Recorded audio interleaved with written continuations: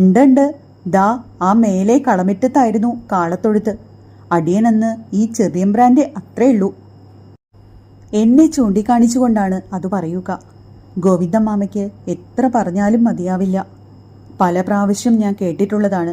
വാഴയും മുരിങ്ങയും നിൽക്കുന്നിടത്തായിരുന്നു കയ്യാല. അന്നത്തെ അടുക്കള കിണറ് നികത്തിയതാണ് ആ കാണുന്ന കുഴി. 5-ാം പുരയുണ്ടായിരുന്നിടത്താണ് വലിയമ്മയുടെ കോഴിക്കൂട്. ഗോവിന്ദമാമ മുറ്റത്തിറങ്ങി 4 വട്ടം അങ്ങോട്ടും ഇങ്ങോട്ടും നടക്കും.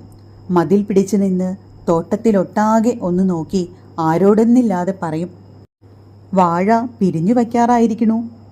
ആരും അത് ശ്രദ്ധിക്കാറില്ല. ശ്രദ്ധിക്കണമെന്ന് അമ്മാമയ്ക്ക് നിർബന്ധമില്ലെന്നും തോന്നും.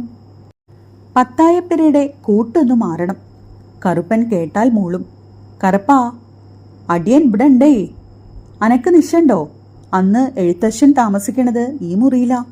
പത്തായപ്പുരയുടെ താഴത്തെ മുറി ചൂണ്ടിക്കാണിച്ചുകൊണ്ട് പറയും. നായർ സമുദായത്തിലെ കുട്ടികൾ മുഴുവൻ എഴുതാൻ വരിക എവിടെയാ. അപ്പോഴേക്ക് അമ്മയും വലിയമ്മയും കൂടി ഊണുണ്ടാക്കി കഴിഞ്ഞിരിക്കും. വലിയമ്മ പറയുന്നത് കേട്ടിട്ടുണ്ട്, തന്ത ഒരു പിടി തിന്നാലോച്ചിട്ട് വരിക. ഗോവിന്ദമാമയ്ക്ക് വലിയ ബുദ്ധിമുട്ടാണ്. അക്കാര്യം പറയാറില്ല. ഉമ്മറത്തിരിക്കുന്ന സമയം മുഴുവൻ പഴയ കഥകൾ പറയുകയാവും. ഊണ് കഴിഞ്ഞ് താഴത്തെ കോലായിൽ പുല്ലുപായ നിവർത്തിയിട്ട് ഒന്ന് കിടന്ന് പോകാൻ ഭാവിക്കുമ്പോൾ അകത്തേക്ക് ഒരു ചോദ്യമറിയും, വിശേഷിച്ചൊന്നുമില്ലല്ലോ. ആരും മറുപടി പറയാറില്ല. ഞാൻ ഇറങ്ങണു. തെക്കിനിയിലെ ഇരുട്ടിനോടാവും യാത്ര പറയുന്നത്.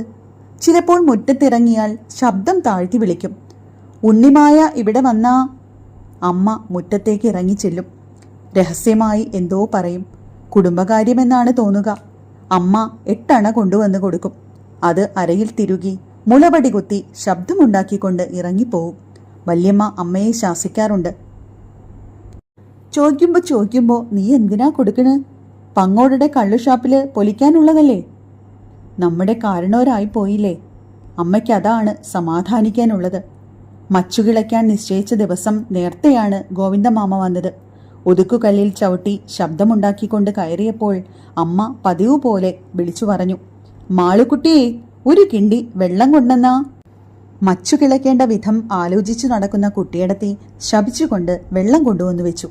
കാലുകഴുകി പടിയിൽ കയറിയിരുന്ന് തോർത്തുമുണ്ട് ചുഴറ്റിക്കൊണ്ട് ഗോവിന്ദമാമ പറഞ്ഞു, രാവിലെ തന്നെ ചുടണു. അമ്മ വാതിലിനപ്പുറത്തു നിന്ന് പതിവ് പോലെ ഉറക്കെ ചോദിച്ചു, അഗ്രയും തന്നെയല്ലേ?